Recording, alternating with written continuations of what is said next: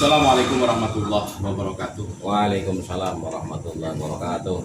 Saudara-saudaraku sebangsa setanah air yang kami cintai, yang kami muliakan, yang kami banggakan dimanapun Anda berada. Alhamdulillah pada video kali ini kami bertemu dengan Gus Muson. Bagaimana kabarnya Gus? Alhamdulillah sehat. Sehat. Sehat.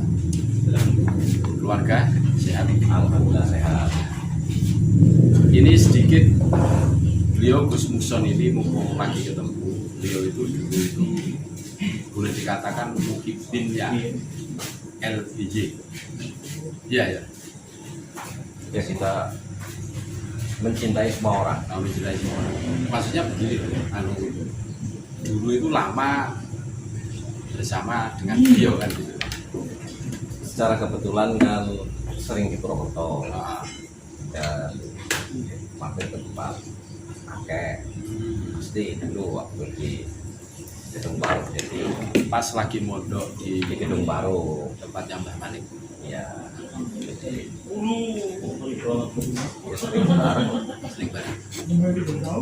Nah, begini Gus, ini kan ada yang mempertanyakan tentang kemursidan LBJ dalam Thorikoh Syadiliyah kan. Memang kalau di dalam Thorikoh Syadiliyah itu kebanyakan, tapi walaupun entah itu mekanismenya seperti itu, kebanyakan turunan. Biasanya kan begitu. Kan gitu. Terus ada semacam publish, seumpama seorang itu diangkat sebagai musik Thorikoh kan dipubliskan. Menurut Gus Muson, sepengetahuan Gus Muson itu gimana? Apakah si LBJ itu musik Thorikoh Syadiliyah? Sebelum kita bicara Habib Lutfi kan kita bicara Mbah Malik dulu.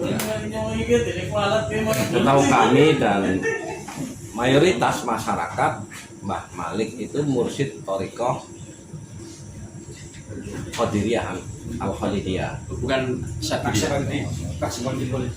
Naksabandi Al-Khalidiyah, Oh iya. Bukan Syadiliyah. bukan Syadiliyah. Mungkin saja sih punya, tapi kita tidak tahu pernah mengajarkan tentang Syadiliyah. Masalahnya di dalam kitab Aurat yang kemarin itu ya, itu kan Syadiliyah Alawiyah. Kami juga sempat menelusuri ke keluarga Bani Ilyas. Ya. Itu tidak ada yang tahu kalau Mbah Malik pernah mengijazai ataupun membaiat seorang mursyid Syadiliyah. Pernah dipublish itu dulu cucunya Kiai Haji Abdul Qadir itu juga Naksabandi, Bukan Syadiliyah. bukan Syadili. Terus dapatnya itu dari mana?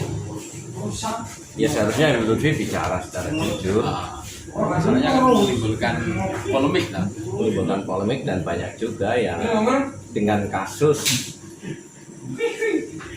tawasulnya saja Mbah Malik bin Ilyas bin Yahya, ya. Padahal semua orang tahu bin Ali Diponegoro. Dulu kemarin pas menemukan tawasul Mbah Malik bin Ilyas bin Yahya kan dibentuk Thorikoh Syadiliyah Alawiyah. Ulawiyah, ya. Uluwiyah, Syadiliyah Uluwiyah hakikatnya.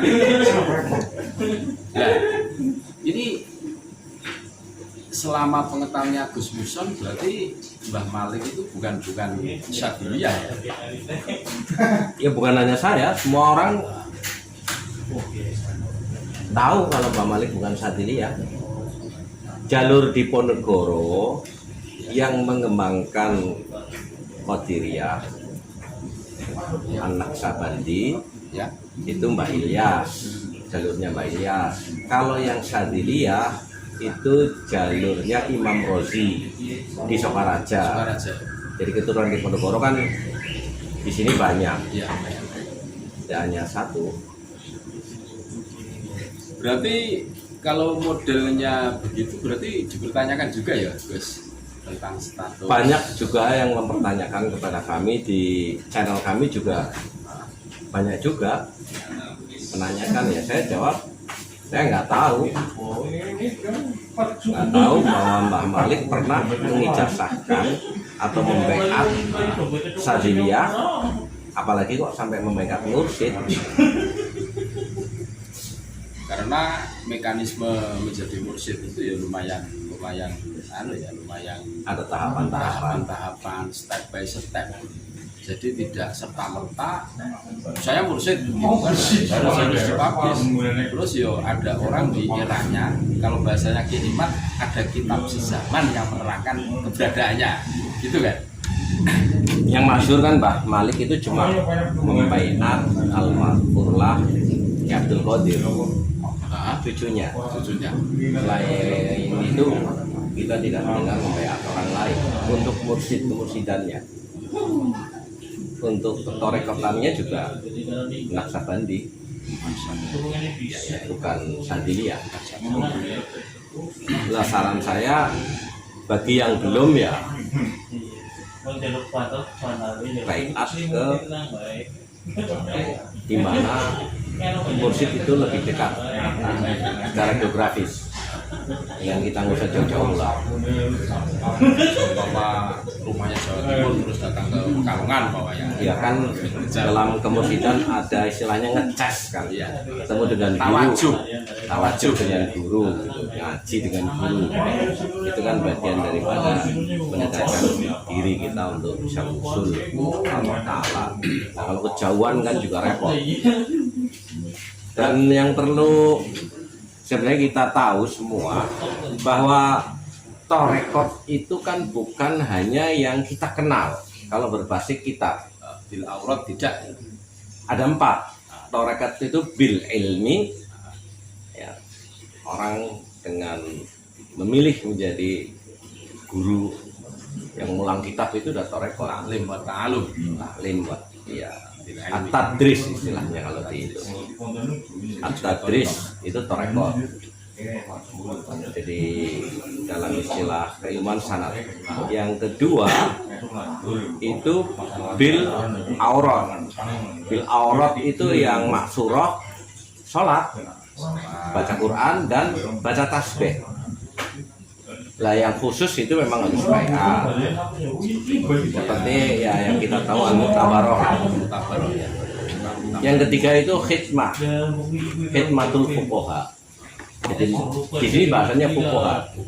Makanya itu jamak kan, makanya Hadratus Syekh Haji Hasyim Asy'ari melembagakan dalam sebuah organisasi Nahdlatul Ulama. Jadi khidmah di Nahdlatul Ulama itu sudah bagian daripada torekot usul kepada Allah, agar kita tidak terjebak pada asodiyah orang per orang. Nah, yang keempat adalah Thariqatul Qalbi. Thariqatul Qalbi itu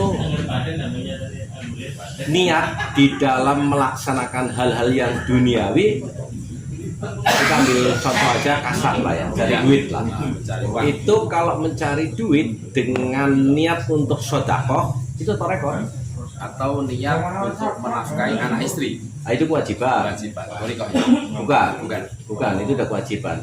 Niat untuk sedekah. Kalau zakat kan kewajiban. Oh iya, beda. Jadi antara kewajiban dan amal soleh itu amal soleh ya beda. Ya. Itu jadi thariqah bil qalbi. Jadi setiap pagi niat saya cari duit biar bisa sedekah. Kelebihan terus saya sedekah gitu. Jadi kembalikan kepada pemahaman keilmuan agar kita tidak eksklusif seolah-olah harus berguru pada orang-orang dengan frame torekot yang sekarang sudah ada menyempit. Dengan definisi torekoh yang menyempit. Iya. Kalau menurut analisa kami kan seperti itu. Sebagaimana pada saat LBY itu mengklaim dia itu mursyid thariqah, apalagi di dalam kitabnya namanya Sadaliyah Nuriyah, bukan Sadiliyah. Padahal kitab sezaman tidak pernah ada yang menyebutkan bahwa beliau itu pernah diangkat sebagai mursyid kan. Di komplek Mbah Malik tentunya kan terkenal gurunya LBY itu kan Mbah Malik yang memang dulu sering berguru ke Mbah Malik. Tapi faktanya kan kalau menurut Kiai Mas itu kan harus ada kitab sezaman loh, harus ada orang yang menyaksikan beliau pernah dibaikat torikoh sama almarhum al-maghfurlah Mbah Malik kan gitu loh. Faktanya kan cuma baikat Mbah siapa Abdul Qadir ya, Ya, cucu beliau. cucu beliau, dan itu bukan Sandidia. Bahasa Syria. Oke, Sejauh mana Sumuson mencari data, mungkin ada orang yang bersaksi atau enggak tentang pengangkatan Habibie oleh Mbah Malik sebagai mursyid. terus mumpung lagi ketemu lagi ya Gus, penelusuran Gus Muhson tentang mencari tahu bahwa LBY itu diangkat sebagai mursyid itu sebatas mana?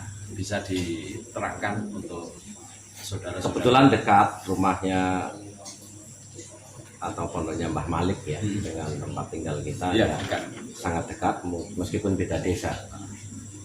Itu kepada keluarga. Cuma mereka spon nggak saya sebut namanya. Iya. Tapi saya datangi satu-satu. Terus terhadap sisa-sisa muridnya Mbah Abdul Qadir. Oh ya, yang cucunya Mbah Malik itu ya. Kalau yang langsung dengan Mbah Malik, kalau masyarakat sih tahu, tapi yang berhubungan langsung sebagai murid relatif sudah tidak ada sekarang. Kalau kami sendiri kan zaman ini saya masih kecil sering bareng karena diajak kakek. Iya. Berarti sudah sowan kesepuan Kesepuan sudah. keluarga Bukan hanya dari Bani Malik, tapi dari Ilyas. Bani Ilyas dan Bani Imam Rozi juga saya datangi. Tidak ada yang menyaksikan bahwa Atau pernah mendengar, kalau tidak menyaksikan ya pernah mendengar Mbah Malik membaiat kemursidan orang lain selain Mbah Abdul Qadir cucunya. Almarhumlah Abdul Qadir. Mungkin cukup jelas apa yang disampaikan oleh Gus Muhson itu sebagai saksi hidup. Terus beliau betul-betul mencari sumber dari keluarga Bani Malik, Bani Ilyas, dan Bani Imam Rozi. Imam Rozi, bahwa tidak ada yang Pernah mendengar pun, mendengar, apalagi melihat mendengar pun. tidak ada. Ini jelas. Kalau Mbah Abdul Qadir kan semua orang tahu, Nah, diumumkan di masjid, dipubliskan. dipubliskan. Kalau bahasanya LBY diintisharkan kan gitu. Ya saya tidak melihat sendiri tentang Abdul Qadir di PA, tapi saya tanya-tanya ke Ada sumber yang ada menerangkan. sumber yang menerangkan bahwa Abdul Qadir Betul. itu dipublish oleh Mbah Malik dulu. Memang mekanisme mursyid itu harus dipublish. Tidak boleh mursyid diam-diam baik. Mungkin sementara itu dulu Gus Muhson. Insya Allah kapan-kapan kita Tapi akan- sedikit buat referensi tadi yang saya sebutkan 4 torekot itu ada di kitab Kifayatul Atqiya. Oh iya ya. Yang Bisa pertama dibuka. ilmu Ilmu taklim wa ta'alum. Ilmu, terus aurat, terus hikmah sama bil qalbi. Mudah-mudahan bermanfaat pada saudara-saudaraku semua sebangsa setanah air. Dan terima kasih banyak dan tetap NKRI harga mati. Terima kasih kepada Gus Muhson yang telah membeberkan semuanya sehingga menjadi referensi buat kita bahwa kita tidak pernah menyebarkan sesuatu yang halu. Ini sesuai penelusuran dan sumbernya jelas. Ya Gus, terima kasih. Tetap NKRI harga mati. Assalamualaikum warahmatullahi wabarakatuh. Waalaikumsalam warahmatullahi wabarakatuh.